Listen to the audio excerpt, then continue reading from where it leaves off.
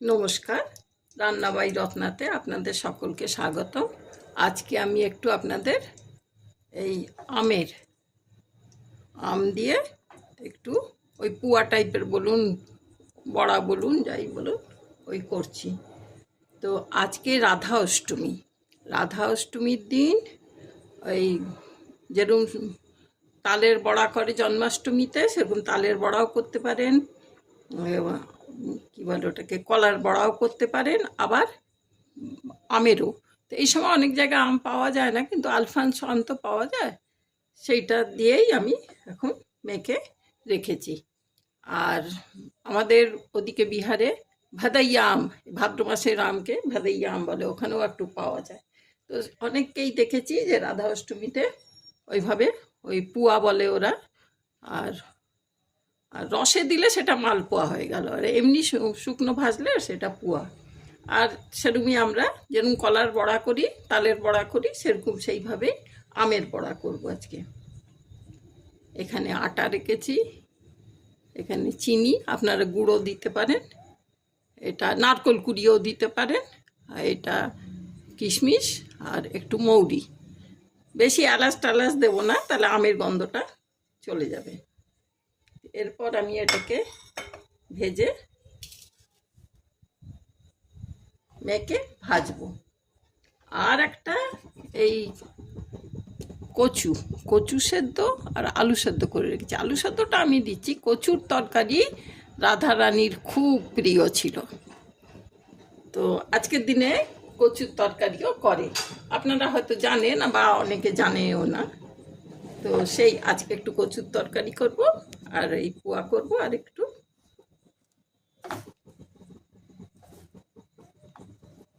এই করে একটু যারা ভোগ দেবেন তারা ভোগ দেন।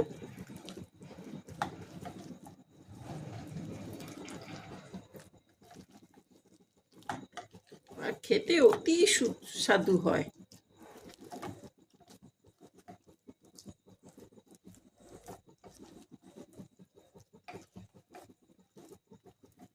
আপনারা যদি এই সময় অনেকেরই আম পাওয়া যায় না, যদি পাকা আম না পান, তো আপনারা একটু কলার বড়া করে কি একটু তালের বড়া করে রাধারানীকে চড়াবেন।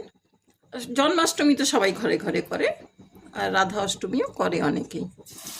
তো ঠিক আছে, ওই রাধা বিনা কৃষ্ণ তো আধুরা, কৃষ্ণ বিনা রাধা আধুরা।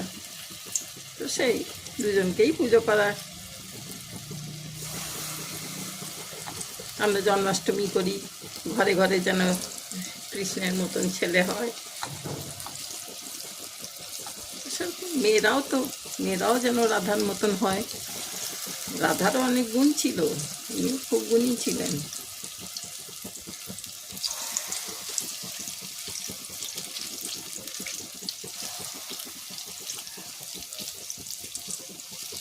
খুব ভালো গন্ধ বেরোচ্ছে।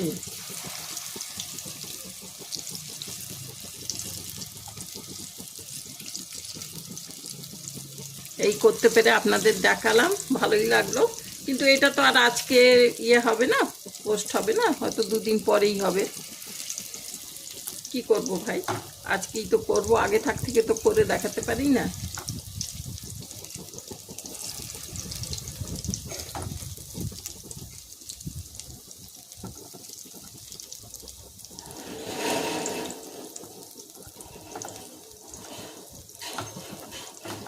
রাধারানীর খুব প্রিয় খাদ্য ছিল কচুর তরকারি আর এই পুয়া।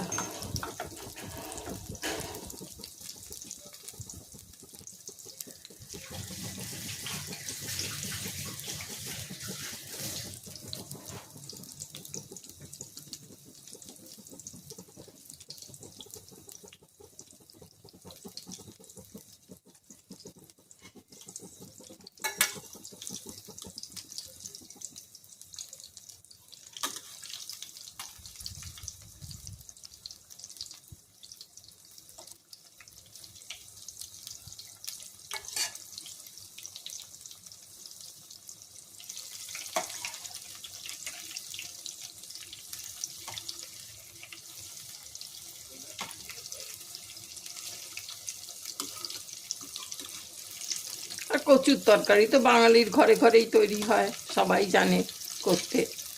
আজকে একটু নিরামিষভাবে ভাজা মশলা দিয়ে দিয়ে করব।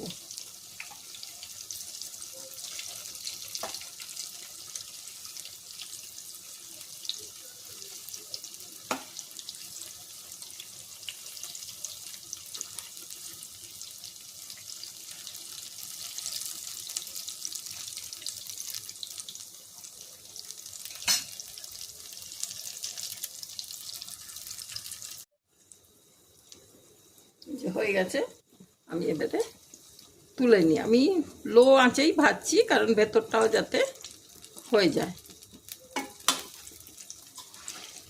খুব ভালো হয়েছে। একটু হাই করে দিই, পেছনটা হয়নি এখনো। একটা দিক হয়ে গেছে, একদম টোপ টোপ করে ফুলে উঠেছে, কোনো সোডা দিইনি, কিচ্ছু না। আর যারা এটাকে রসে ডোবাতে চান রসেও ডোবাতে পারেন, কিন্তু অনেক মিষ্টি হয়ে যায়। বেশিরভাগ আমি দেখেছি এরকমই করে সবাই।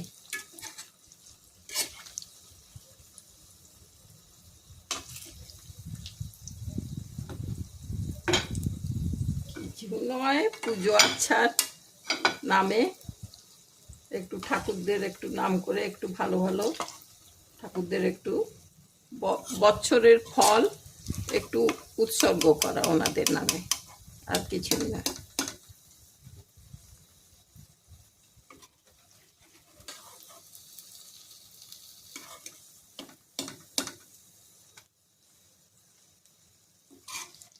আর এ তো লেগেই আছে, জন্মাষ্টমী গেল, তারপরে এই রাধা অষ্টমী, তারপরে ঝুলন, এইভাবে করতে করতে তো ভাদ্র আশ্বিন এসে যাবে। আশ্বিনে আবার আমাদের এখন থেকেই দুর্গা পুজোর ধুম লেগে গেছে।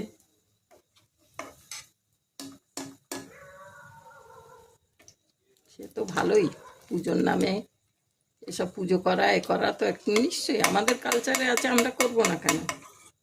নিশ্চয়ই করব। এই যে এতটা ভাজা হলো, আরো কিছুটা ভেজে নিচ্ছি।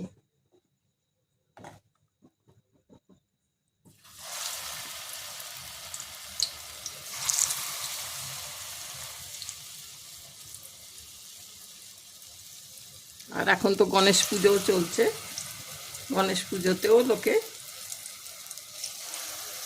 এইভাবে পোয়া করে চড়ায়। মোদক এই ওই তো আছে। যারা 7 দিন পুজো করে, 10 দিন পুজো করে, তাদের তো রোজ রোজ রোজ রোজ নতুন নতুন ভোগ চড়াতে হয়।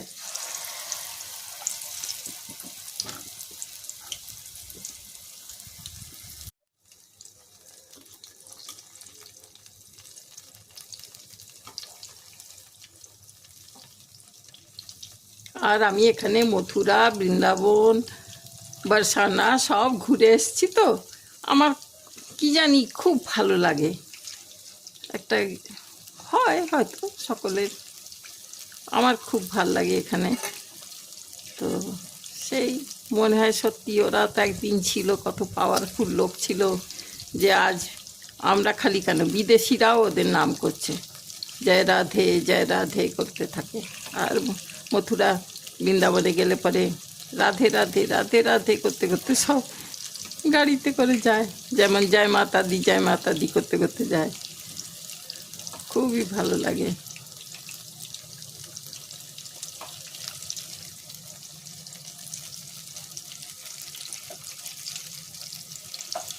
কত কত বছর আগে সব ওরা থাকতেন এখানে, এখানে বসবাস করতেন। কিছু তো গুণ ছিল, সে তো কৃষ্ণের ছিলই, কিন্তু রাধারও কিছু ছিল, গুণ ছিল নিশ্চয়ই, যে সারা বিশ্ব পুজো করছে।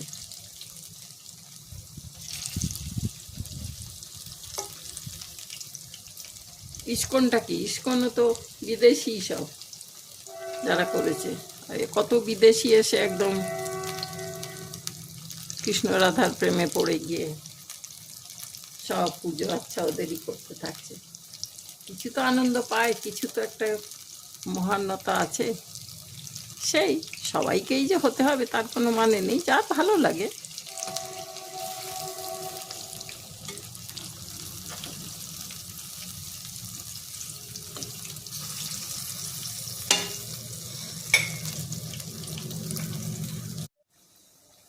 এই যে এগুলো ভাজা হয়ে গেল, এবার আমি তুলে ফেলি। আর একটু লাল লাল করে ভাজলেই ভালো লাগে।